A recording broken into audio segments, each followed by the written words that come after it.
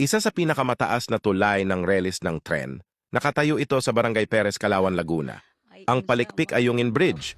Tara, tawirin natin to. Alam mo bang di ka na sumuko ang puso ko sa paulit-ulit na pagkakataon?